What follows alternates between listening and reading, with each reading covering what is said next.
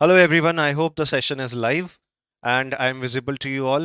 Please confirm whether my audio is there. आपको आवाज clearly आ रही है, मैं सुनाई दे रहा हूं। शुरू करते हैं फिर आज के सेशन के साथ। This is the session where we are going to talk about how to pick your optional subject कैसे choose करना है। The one of the most important decisions in UPSC Civil Service exam, क्योंकि एक अगर आप एक बेसिक लॉजिक की बात देखें, 1750 मार्क्स का आपका जीएस का पेपर होता है मेंस के, जीएस प्लस ऑप्शनल का पेपर होता है मेंस के अंदर। ठीक है, 1750 के अंदर 250 मार्क्स का ऐसे होता है, जिसमें बहुत अच्छा ऐसे लिख लोगे तो 140 टू 150 स्कोर कर पाओगे। जीएस ये ऐसे के अंदर मैंने बताया 250 मार्क्स फिर जीएस पेपर 1 से आते हैं, जिसमें अच्छा स्कोर 100 से लेकर 120 के बीच में होता है। 250 ऐसे ही जीएस पेपर 2, उसमें भी 100 से 120। 250 marks GS paper 3, same 100 to 120। 250 marks GS paper 4 ethics का, जिसमें 100 टू 120 मार्क्स अगेन आपका अच्छा स्कोर माना जाता है। तो आप देख रहे हो 250 250 250 नंबर, मतलब अगर मैं इन दो जीएस पेपर को भी साथ में देखूं तो 200 से 240 एक अच्छा स्कोर माना जा रहा है। और रेयरली कभी ऐसा होता है कि 120 से ऊपर किसी बच्चे के आ गए, वो भी कंसिस्टेंटली चारों पेपर के अंदर। 120 कंसिस्टेंटली रेयरली कभी चारों पेपर में बच्चों के आते हैं। ऐसा होता है कि किसी के 100 हैं, किसी में 90 हैं, किसी में 120 है, किसी में 125 भी हो सकते हैं, बट कंसिस्टेंटली जीएस के हर पेपर में सेम स्कोर नहीं आता। देन आता है आपका ऑप्शनल का पेपर जो 500 मार्क्स का है, जिसमें टेक्निकली आपके दो पेपर हो रहे हैं, 250 और 250 मार्क्स के। ऑप्शनल एक ही है पेपर, बस पार्ट ए और पार्ट बी के तरीके से दो पेपर हो रहे हैं 250 और 250 मार्क्स के। ठीक है ना। 500 मार्क्स में से 300 स्कोर करना काफी डुएबल है। इनफैक्ट हर साल बच्चे स्कोर करते हैं। बट ऑप्शनल फिर चूज कैसे करें? ऑप्शनल तो बहुत सारे हैं and we have the data also with us कि कौन से ऑप्शनल से क्या सक्सेस रेट रहता है। अब कुछ ऑप्शनल है जैसे एग्रीकल्चर, जिससे बहुत हाई सक्सेस रेट है। कुछ ऑप्शनल जैसे animal husbandry and veterinary sciences, बहुत हाई सक्सेस रेट है। वही अगर आप कंपेयर करो, सोशियोलॉजी का 10% है, ज्योग्राफी का 5.5% है, और 18% एनिमल हस्बेंड्री है, तो क्या हर बच्चा एनिमल हस्बेंड्री लेने लगेगा? अगर आपका बैकग्राउंड ही नहीं है animal husbandry and veterinary sciences की, तो क्या आप ये ऑप्शनल पिक करेंगे? क्या सेंस बनाता है ये ऑप्शनल पिक करना? बिल्कुल सेंस नहीं बनाता दोस्त। इसलिए मैं आपको बताना चाह रहा हूं कि थोड़ा सोच समझ के डिसीजन लेना होता है। You have to look at all the aspects while deciding which optional is the best for you. ऐसा नहीं कि भेड़ चाल देख ली, कौन सा बच्चा दूसरा बच्चा कौन सा ऑप्शन ले रहा है, दोस्त आपका कौन सा ऑप्शन ले रहा है, वो टॉपर कौन से ऑप्शन से है, ये डिसाइड कर लिया और काम हो गया। Rank 79 UPSC civil service exam में 2023 में अंजलि गर्ग जी ने मेडिकल साइंस ली थी। She was a doctor from Safdarjung hospital Delhi and she had taken medical science. I took her interview. मुझे प्रिविलेज मिला उनका पॉडकास्ट लेने का, उनका सेशन लेने का, जहां पे उन्होंने मुझे बताया कि सर मेरे को बड़ी दिक्कत होती थी, क्योंकि नोट्स नहीं मिलते थे मेडिकल साइंस के यूपीएससी के लिए। जो लोग एमबीबीएस कर चुके हैं उन्होंने अपने एमबीबीएस के सब्जेक्ट से ही नोट्स बनाए हैं, और ना ही टीचर अवेलेबल होते थे। But she took it anyway and it was very good for her.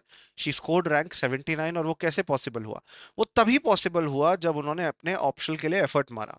कुछ बच्चे कहते हैं सर मुझे ना वो ऑप्शनल बता दो जिसमें कम से कम टाइम लगे, कम से कम सिलेबस, छोटे से छोटा सिलेबस हो, कम से कम पढ़ना पड़े, और सर कम से कम मेहनत हो, वो वाला ऑप्शनल बता दो। तो मैं उन्हें बता तो देता हूँ, पर फिर वो स्कोर भी कम से कम ही लाते हैं। 210 220 230 से ऊपर वो जा नहीं पाते, बिकॉज उन्होंने साइंटिफिक और लॉजिकल एनालिसिस करके, रैशनल एनालिसिस करके ऑप्शन नहीं लिया। उन्होंने भेड़ चाल करी। और वो क्या कहते हैं, सर आप मुझे बता दीजिए कौन सा ऑप्शनल मेरे लिए बेस्ट है, मैं बताऊं आपके लिए कौन सा ऑप्शनल बेस्ट है। क्या ये पॉसिबल है? I can only give my experience. I can only give my 2 cents of knowledge which I have. जो भी मेरे पास थोड़ा बहुत ज्ञान है मैं आपको वही दे पाऊंगा। रियलिटी में तो फैसला आपको ही लेना होता है, निश्चय आपको ही करना होता है दोस्तों। अल्टीमेटली निश्चय आपको ही करना है कौन सा ऑप्शनल बेस्ट है। अब ऑप्शनल पिक करने का तरीका क्या होता है? या तो आप अपने इंटरेस्ट एरिया के हिसाब से ऑप्शनल पिक करें। सबके एग्जाम्पल देते जाऊंगा। जैसे इशिता किशोर, शी वॉज रैंक 1। वो मेरी जूनियर थी कॉलेज में, श्रीराम कॉलेज ऑफ कॉमर्स में। She had done her graduation in economics, ठीक है ना, और फिर वो ultimately political science international relation से पेपर लिखती हैं। उन्होंने वो सब्जेक्ट लिया जिसमें उनको इंटरेस्ट आता था, वो सब्जेक्ट नहीं जो उनका बैकग्राउंड था। तो पहला क्राइटेरिया होता है आपका इंटरेस्ट किस में है। दूसरा क्राइटेरिया, आपका बैकग्राउंड सब्जेक्ट क्या है, आपकी ग्रेजुएशन के अंदर, आपकी मास्टर्स के अंदर। फॉर एग्जाम्पल आपने सोशियोलॉजी में मास्टर्स करी है, ग्रेजुएशन में सोशियोलॉजी पढ़ा है, तो आप सोशियोलॉजी ऑप्शन ले सकते हैं। आपने बॉटनी पढ़ा है तो आप बॉटनी ले सकते हैं दोस्तों। आपका बैकग्राउंड सब्जेक्ट एक बहुत इंपॉर्टेंट क्राइटेरिया बनता है। तीसरा है टीचर्स कौन से सब्जेक्ट के अच्छे अवेलेबल है और आसानी से ल्यूसिड तरीके से समझा देते हैं, पढ़ा देते हैं, या नोट्स कौन से सब्जेक्ट के अच्छे से अवेलेबल है जिनसे आसानी से समझ आ जाता है। टीचर, नोट्स, बुक्स, ये कौन से सब्जेक्ट की अवेलेबल है। देखिए आप बात ये समझ लीजिए कि आप कोई भी ऑप्शनल चूज करते हैं ना, ऑप्शनल जब पिक करते हैं उसके अंदर आपको जो मटेरियल पढ़ना है वो जनरलाइज मटेरियल ही है। इग्नू का मटेरियल पढ़ोगे, बुक्स पढ़ोगे, जैसे गाबा पढ़ते हैं फॉर पीएसआईआर, ठीक है ना, एंथ्रोपोलॉजी के अंदर ऐसे ही एम्बर एम्बर पढ़ते हैं, ऐसे ही आपको अलग अलग किताबें साइकोलॉजी, फिलॉसफी, अलग अलग सब्जेक्ट्स के लिए पढ़नी होती हैं। तो वो कोई यूपीएससी के लिए लिखी गई किताबें नहीं है। गलती से ये मत सोचना कि यूपीएससी के लिए डिजाइन की गई हैं। ये किताबें जनरलाइज्ड बुक हैं, कॉलेज लेवल की, ग्रेजुएशन और मास्टर्स लेवल की बुक है। कुछ इंडियन ऑथर्स की है, कुछ फॉरेन ऑथर्स की है। तो वो आपको यूपीएससी के लिए नहीं तैयार कर रहे, वो आपको जनरलाइज गाइडलाइंस दे रहे हैं। आपको यूपीएससी के लिए तैयार होना है तो आपको देखना है कि वो ऑप्शनल के मटेरियल और नोट्स यूपीएससी के लिए कितने अवेलेबल हैं। इसके बाद आप ये भी कंसिडर करिए प्रीवियस ईयर क्वेश्चंस देखकर कि कौन से ऑप्शनल प्रीवियस ईयर पेपर देखकर कौन से ऑप्शनल के क्वेश्चंस आप ज्यादा रिलेट कर पा रहे हैं।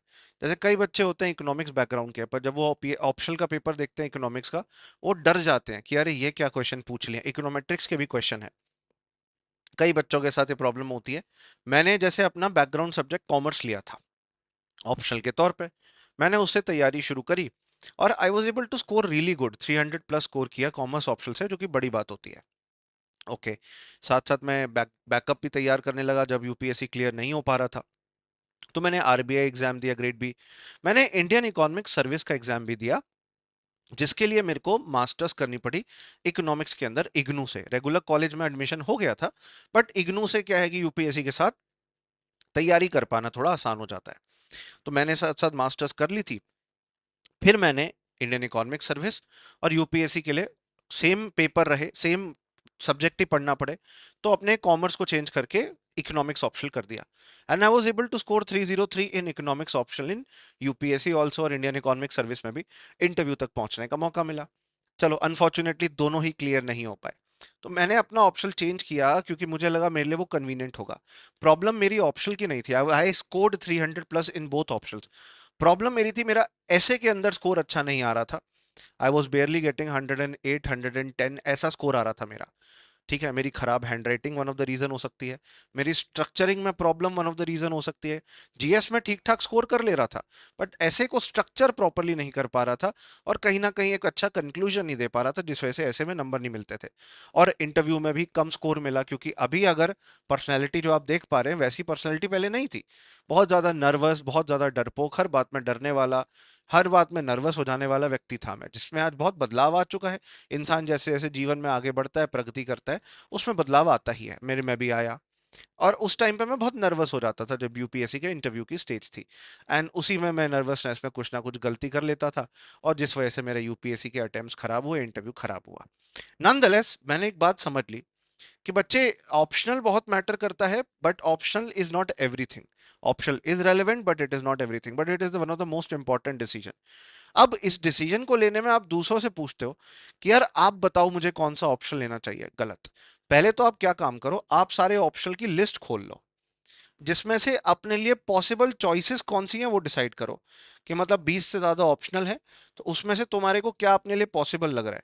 कि मान ले तुम कॉमर्स बैकग्राउंड से हो, कॉमर्स बैकग्राउंड का व्यक्ति कॉमर्स एंड अकाउंटेंसी ले सकता है, लेने को इकोनॉमिक्स भी ले सकता है, सोशियोलॉजी या ज्योग्राफी भी ले सकता है, एग्रीकल्चर ऑफ कोर्स बैकग्राउंड नहीं है, एनिमल हस्बेंड्री बैकग्राउंड नहीं है, एंथ्रोपोलॉजी ले सकता है, पर एंथ्रोपोलॉजी थोड़ा बायोलॉजी ओरिएंटेड होता है, और कॉमर्स के स्टूडेंट ने आमतौर पर आर्ट्स के स्टूडेंट ने पढ़ा नहीं होता।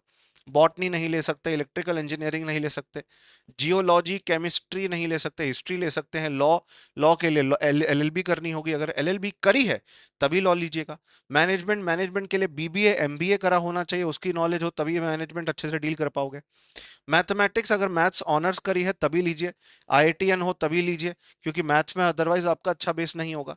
पबैड ले सकते हो। सिविल इंजीनियरिंग का कोई लॉजिक नहीं बनता, स्टैट्स का कोई लॉजिक नहीं बनता, क्योंकि जो स्टैट्स कॉमर्स के बच्चे पढ़ते हैं, और जो बीएससी स्टैट्स ऑनर्स होते हैं, जैसे दिल्ली में वेंकटेश्वरा कॉलेज है, वहां से स्टैट्स ऑनर्स बहुत डिफिकल्ट कोर्स होता है।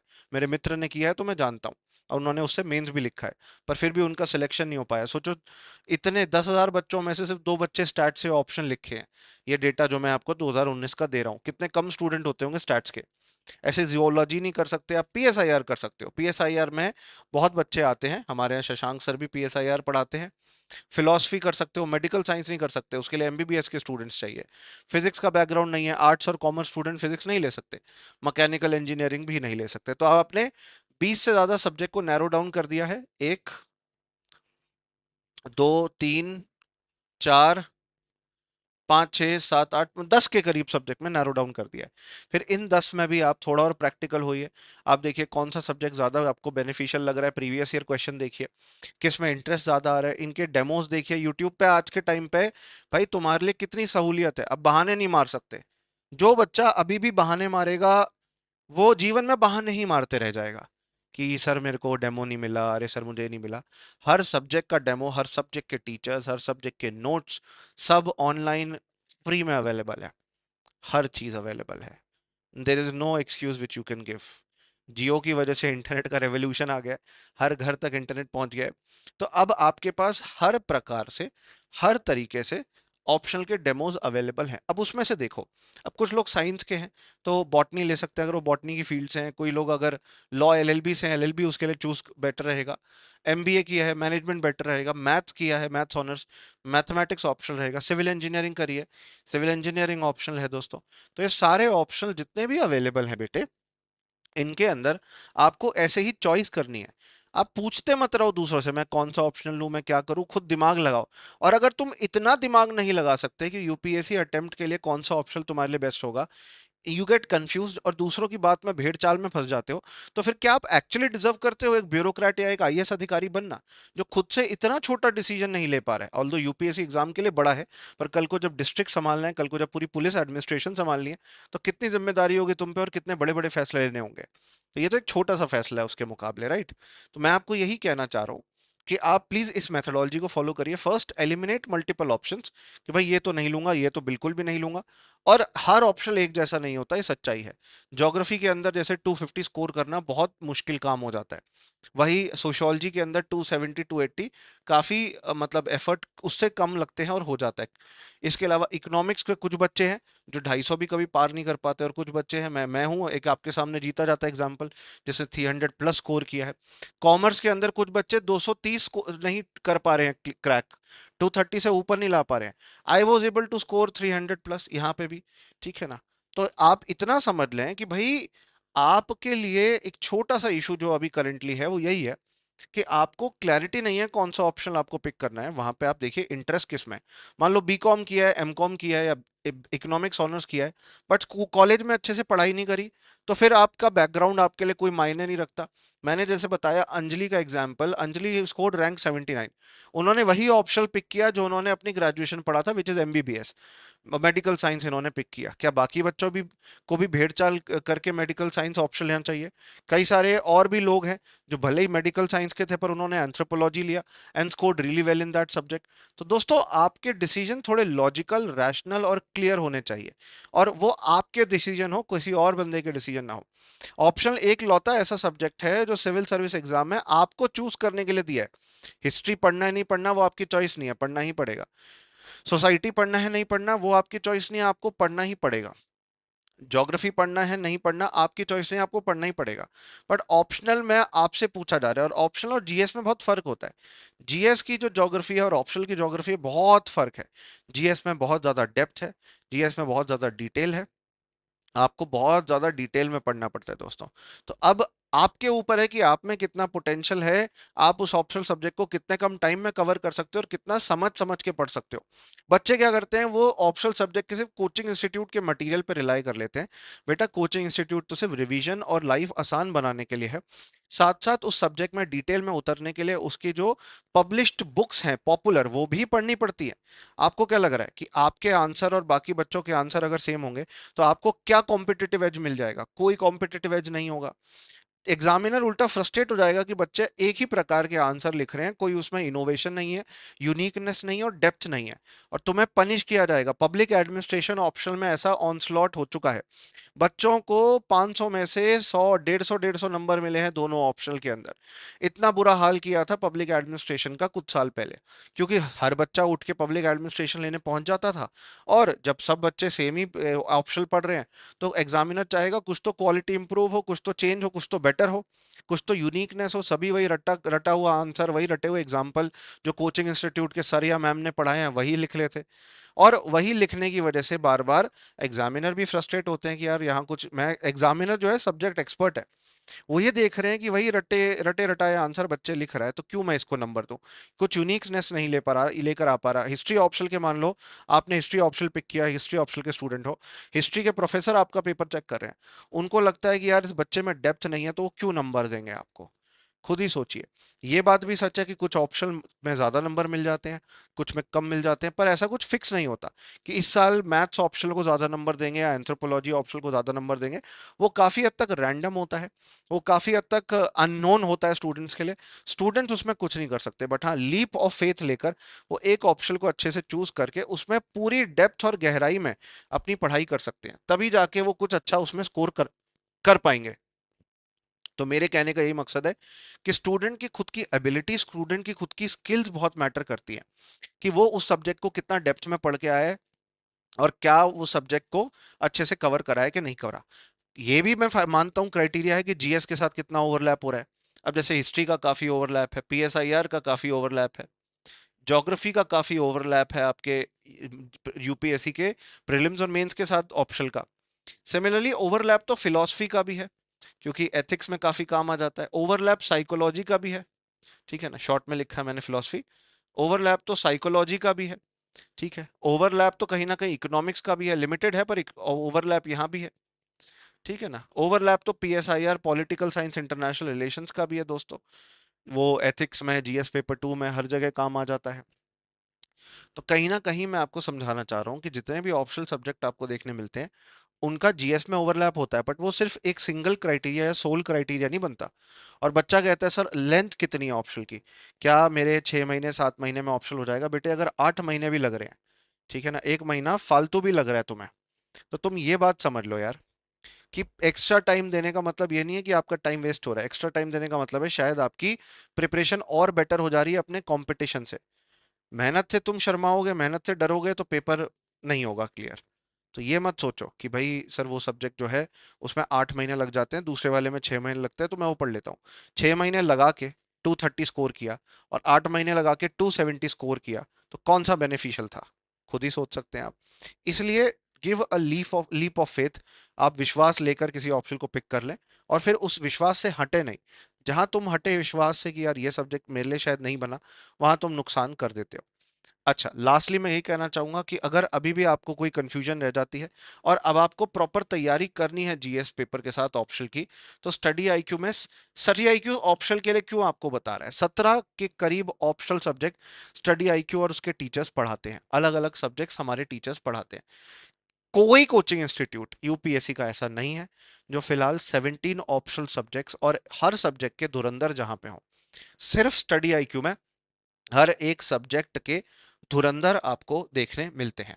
अब इसकी मैं आपको जानकारी दे दूं, ये आप जानकारी अभी मुझसे ले सकते हैं, और बाद में कोई भी क्वेश्चन है, कोर्स में कैसे जुड़ना है, फीस कितनी है, नोट्स मिलेंगे क्या, टेस्ट सीरीज मिलेंगी, कितने घंटे की क्लासेस होती हैं, कब कब क्लासेस होती हैं, कौन टीचर है, उनके डेमो चाहिए, आंसर राइटिंग होगी नहीं होगी, ये सारी जानकारियां ये व्हाट्सएप पर 9350050055 पर और मेरे टेलीग्राम चैनल पर अवेलेबल रहती है। या आप व्हाट्सएप पे सीधा मैसेज करें, कॉल करें, आप बात कर सकते हैं इस नंबर पे, मेरे काउंसलर से बात कर पाएंगे। जो आपको सटीक जानकारी दे देंगे ऑप्शनल सब्जेक्ट्स के बारे में। Whatever information you want that will be provided to you and it's then your choice whether to choose it or not. इसके साथ मैं आपको बता दूं, अगर डायरेक्टली जाके ऑप्शनल में जुड़ना है, कौन से टीचर्स पढ़ाते हैं, देखिए पूरी यूपीएससी इंडस्ट्री में इस टाइम पे कोई कोचिंग सेंटर नहीं है जो 5,000 बच्चे अलग अलग ऑप्शनल्स के लिए पढ़ा रहे हो। स्टडी आईक्यू के 17 ऑप्शनल है, पीएसआईआर, सोशियोलॉजी, एंथ्रोपोलॉजी, यही मिला के हमारे पास 5,000 स्टूडेंट पढ़ते हैं साल के। 5,000 स्टूडेंट्स, ये क्या है, छोटी बात है? नहीं है।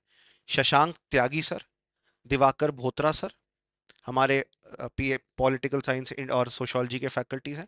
ऐसे ही और कई सारे अन्य फैकल्टीज हैं जो स्टडी आईक्यू के साथ फिलहाल पढ़ाते हैं। आप इनके गाइडेंस के तहत पढ़ाई कर सकते हैं, तैयारी कर सकते हैं। स्टडी आईक्यू की वेबसाइट पर ऑनलाइन कोर्सेज में जाइए जिसमें जीएस और ऑप्शनल के कोर्सेज अवेलेबल रहेंगे। जीएस और ऑप्शनल के कोर्सेज अवेलेबल रहेंगे। जैसे शशांक सर का 20 जुलाई से पीएसआईआर का live lectures plus test series शुरू हो रही है। फीस इससे काफी कम हो जाती है, बताता हूं कैसे। शशांक सर के अलावा, पीएसआईआर के अलावा शुद्ध हिंदी में भी पीएसआईआर है, सोशियोलॉजी दिवाकर सर पढ़ाते हैं, हिस्ट्री सैनिल नगारे सर पढ़ाते हैं।